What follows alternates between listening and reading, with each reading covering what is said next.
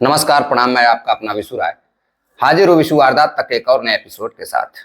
कहानी शुरू करें उससे पहले आप लोगों को मैं बता दूं कि आज मैं सुबह अपने दोस्त के साथ एक दोस्त के घर जा रहा था, तभी अचानक सामने से गाड़ी के सामने एक कुत्ता भागता हुआ आ गया और मेरा और मेरे दोस्त सोनू, जिनका नाम है, दोनों लोग कुत्ते को बचाने के चक्कर में गाड़ी लेकर हम लोग गिर गए।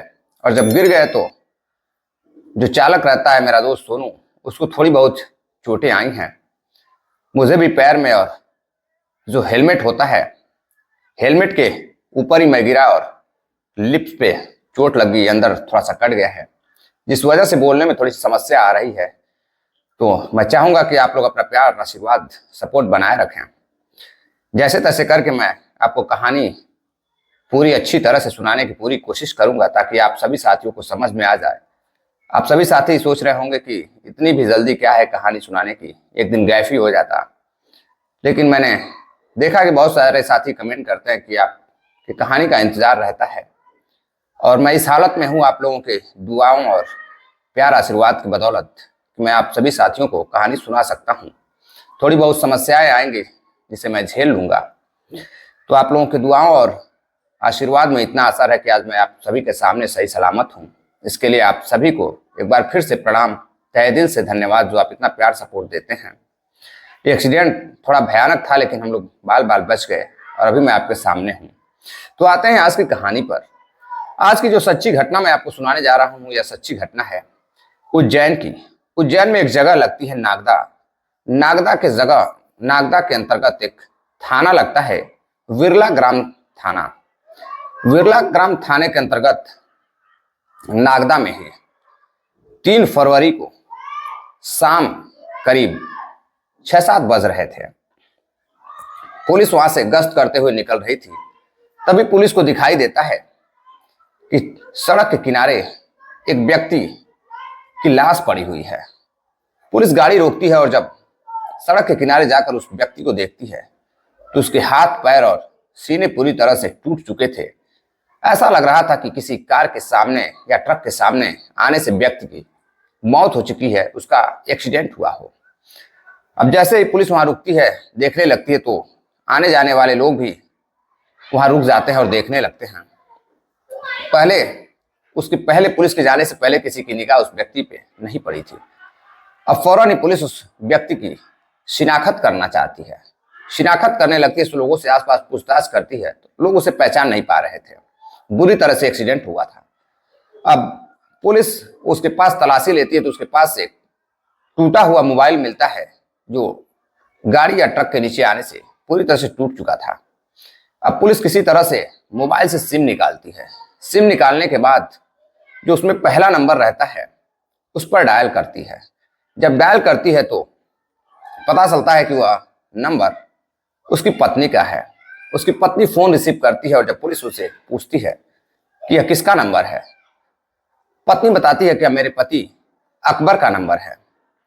अब पुलिस कहती है कि आपके पति अभी कहाँ हैं?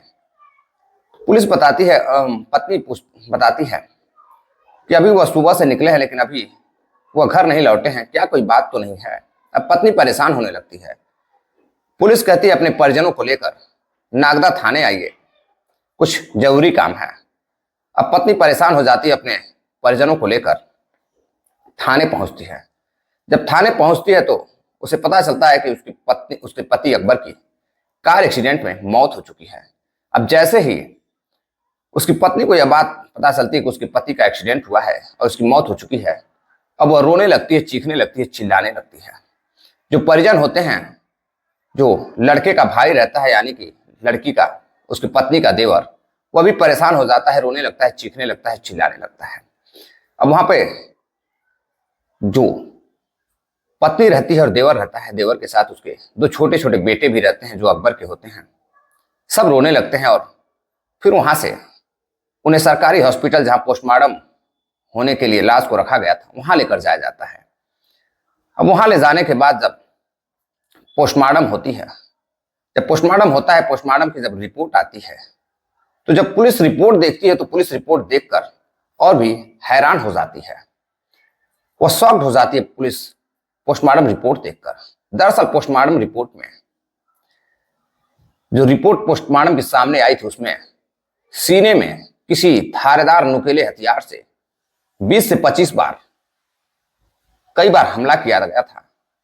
सीने में, पेट में, कई तरफ कम से कम 50 से अधिक बार हमले किए गए थे और उसके बाद उसके ऊपर किसी गाड़ी को चढ़ा दिया गया था जिससे उसकी मौत हो जाती है। अब पुलिस डॉक्टरों की मदद से और फिर सारी रिपोर्ट इकट्ठा करती है। इकट्ठा करने के बाद अब जो पुलिस उसे एक्सीडेंट समझकर मामला सॉल्व करना चाहती थी, अब उस पुलिस के सामने एक हत्या का केस आ चुका था। अब पुलिस इसे हत्या का केस बनाकर घर वालों के कहने पर एफआईआर दर्ज करती है और अपराधी को पकड़ने के लिए जुट जाती है। पुलिस सबसे पहले पत्नी से पूछताछ करती है तो पत्नी कहती है कि हमारे घर पर पिछले दिनों एक मुश्ताक नाम का लड़का आया हुआ था जो वहां हमेशा आता जाता रहता था। उसी से उसका झगड़ा हुआ था। हो सकता है कि उसी ने ऐसा किया हो। जब पुलिस मुश्ताक को गिरफ्तार करती है और पूछताछ करती है तो मुश्ताक एक ऐसी हकीकत बताता है जो बेहद ही हैरान कर देने वाली रहती है और बेहद ही शर्मसार कर देने वाली रहती है।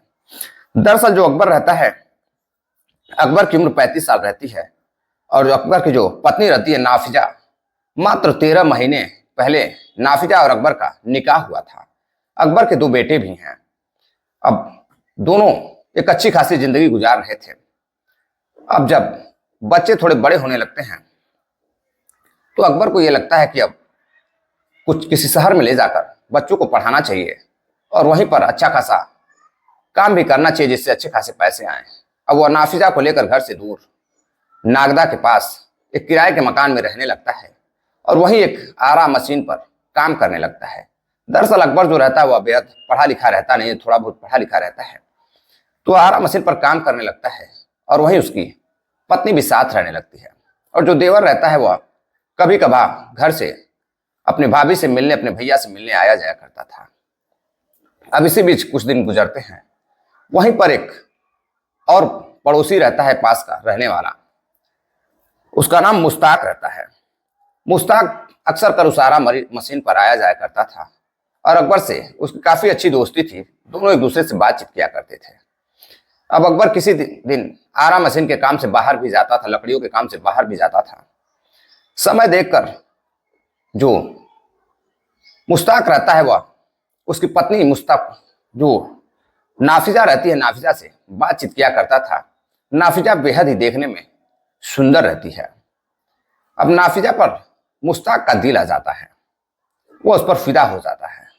और जो मुश्ताक रहता है वह ट्रक चालक रहता है। उसके एक नहीं बल्कि 2-3 ट्रक चलते थे। वह मोटर वाहनों का काम किया करता था। उसके साथ एक क्लीनर भी रहता था जो हमेशा ट्रक की सफाई वफाई करता था, घर परिवार की सफाई करता था। जो मुश्ताक रहता है वह काफी पैसे वाला रहता है। अब इसी बीच जब उसकी दोस्ती नाफिजा से हो जाती है, बातचीत करने लगती है। जब भी अकबर घर पर नहीं रहता मुश्ताक घर पर आकर बातचीत किया करता था। एक दिन जब नाफिजा का देवर उसके कमरे पर जाता है तो वह देखता है कि उसके भैया कहीं बाहर गए हुए हैं और नाफिजा बैठकर किसी गैर मर्द के साथ बातें कर रही है, उसके साथ चाय पी रही है। अब देवर को शक होता है। वो अपने भैया अकबर से बात करता है और कहता है, भैया तुम कहाँ हो? अकबर कहता है कि भाई मैं बाहर आया हुआ हूँ किसी काम से, बस बहुत जल्द मैं आने वाला हूँ। क्या तुम कमरे पे आए हुए हो क्या? उसका जो छोटा भाई रहता है वो कहता है, हाँ भैया मैं कमरे पर आया हुआ हूँ, लेकिन एक बात से मैं हैरान हूं कि जो भाभी है वो बगल वाला जो आदमी है मुश्ताक, उससे बातचीत कर रही है, उसके साथ चाय पी रही हैं। ऐसे कैसे हो सकता है? आजकल जमाना ढंग खराब है, किसी का कुछ पता नहीं है कब किसकी नीयत बिगड़ जाए। अकबर कहता है, नहीं ऐसा नहीं है, वो अक्सर घर पर आया जाया करता है। जब मैं नहीं रहता हूं तो मशीन पर थोड़ा समय दिया करता है, वो मेरा ही दोस्त है। अब देवर दोस्त समझता है और वहां से फिर भाभी से मिलता है। मिलने के बाद चला जाता है। कुछ दिनों बाद जो नाफिजा रहती है वो अभी बातचीत करते करते अपना दिल मुश्ताक को दे बैठती है। अब दोनों एक दूसरे को इस कदर चाहने लगते हैं, चाहत अब इस कदर बढ़ जाती है कि दोनों एक दूसरे से जीने मरने की कस्में भी खाने लगते हैं। जब भी अकबर घर पर नहीं होता, दोनों एक दूसरे के साथ शारीरिक संबंध भी बनाने लगते हैं। इधर बच्चे दोनों स्कूल में रहते हैं। उसका फायदा उठाकर मुश्ताक नाफिजा के साथ शारीरिक संबंध बनाया करता था। नाफिजा भी मुश्ताक को दिल दे बैठी थी और उससे बेहद प्यार करती थी। अब दोनों एक दूसरे इस कदर चाहते थे कि मानो जो हवस का बुखार दोनों पर चढ़ चुका था। अब एक दिन जब इसकी खबर उसके पति को लग जाती है अकबर को, तो अब दोनों में, पति पत्नी में आए दिन झगड़ा होने लगता है। पत्नी कहती है कि ऐसा कुछ नहीं है जो तुम समझ रहे हो। अकबर कहता है मैं अच्छी तरह से समझ रहा हूं कि तुम दोनों के बीच क्या चल रहा है। पत्नी किसी तरह से अपने पति को मनाती है। फिर एक दिन वह एक प्लान तैयार करती है और उस प्लान के तहत जो मुश्ताक रहता है, दोनों बैठकर बातें करते हैं। वह कहता है चलो हम दोनों भागकर शादी कर लेते हैं, निकाह कर लेते हैं। लेकिन जो पत्नी रहती है नाफिजा, वह कहती है नहीं, इसके लिए तुम्हें मेरे पति का कत्ल करना होगा और कत्ल करने के बाद ही मैं तुम्हारी बेगम बन सकती हूँ। और कत्ल ऐसा होना चाहिए कि किसी को पता ना चले। अब दोनों मिलकर प्लान तैयार करते हैं। प्लान के तहत जब उसका पति घर पर आता है, तभी उस पर एक फोन आता है और उसे नागदा बुलाया जाता है। जब वह नागदा के लिए निकलता है, तो वहीं मुश्ताक अपने दो दोस्तों के साथ मौजूद रहता है। जो उसके दोस्त रहते हैं शाहरुख और उसका एक क्लीनर रहता है जितेंद्र, तीनों वहीं मौजूद रहते हैं। वहीं पर ट्रक खड़ा रहता है और जब अकबर वहां पहुंचता है, बोलता है हाँ भाई बताओ मुश्ताक क्यों बुलाए हो, क्या बात है। तो हाँ, जैसे ही वह बात करता है, अब धीरे धीरे अंधेरा हो रहा था। ट्रक के बगल में ले जाकर मुश्ताक उसको पकड़ता है और दोनों जो उसके साथी रहते हैं पकड़कर तकिए से उसका गला दबा देते हैं। गला दबाने के बाद, मुंह दबाने के बाद उसका गला दबाते हैं और उसके बाद मुश्ताक पेचकस निकालता है और कई नुकीले हथियार निकालता है और उससे कई बार, एक के बाद एक, उसके ऊपर हमला करता है। और जब उसकी मौत हो जाती है तो उसे ट्रक के नीचे रखकर ट्रक से कुचल देता है ताकि लोगों को लगे कि उसका एक्सीडेंट हुआ है। अब एक्सीडेंटल केस बनाने के लिए, सबूत मिटाने के लिए मुश्ताक ये सारी हरकतें करता है।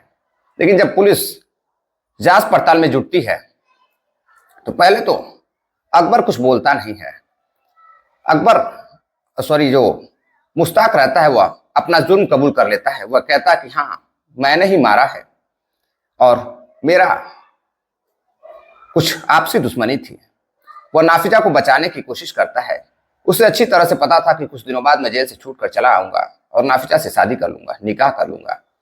लेकिन तभी जो उसका देवर रहता है वह पुलिस को बताता है कि मुझे शक है कि इसमें मेरी भाभी नाफिजा का भी हाथ है। मुश्ताक जो कह रहा है वह सही है, लेकिन जो मेरी भाभी है इसका भी मुझे पूरी तरह से शक है। और शक नहीं, मुझे यकीन है कि मेरी भाभी नाफिजा का अफेयर मुश्ताक के साथ चल रहा है। मैंने कई बार देखा भी है और इसको लेकर कई बार मेरे भाई अकबर और मेरी भाभी नाफिजा के बीच आए दिन झगड़े भी हुआ करते थे।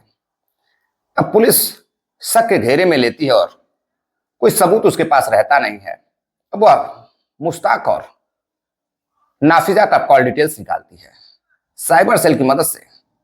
अब जब कॉल डिटेल्स निकाली जाती है तो पता चलता है कि दोनों के बीच जिस दिन कत्ल हुआ था उस दिन कई घंटों तक बात भी हुई थी और इसके पहले भी कई घंटों तक दोनों बातें किया करते थे। अब नाफिजा को भी गिरफ्तार किया जाता है और जब नाफिजा से बातचीत होती है तो नाफिजा अपना जुर्म कबूल करती है और खुद बताती है कि इसकी गुनाहगार मैं हूं। मैंने ही कहा था कि मेरे पति की हत्या कर दो, फिर मैं तुमसे निकाह कर लूंगी। अब पुलिस जब यह बात सुनती है, देवर यह सब बात सुनता है, परिवारजन जब यह बात सुनते हो हैरान रहते हैं। उन्हें यकीन नहीं हो रहा था कि एक पत्नी नाफिजा जिसकी मात्र 13 महीने पहले निकाह हुआ था वह ऐसा कर सकती है।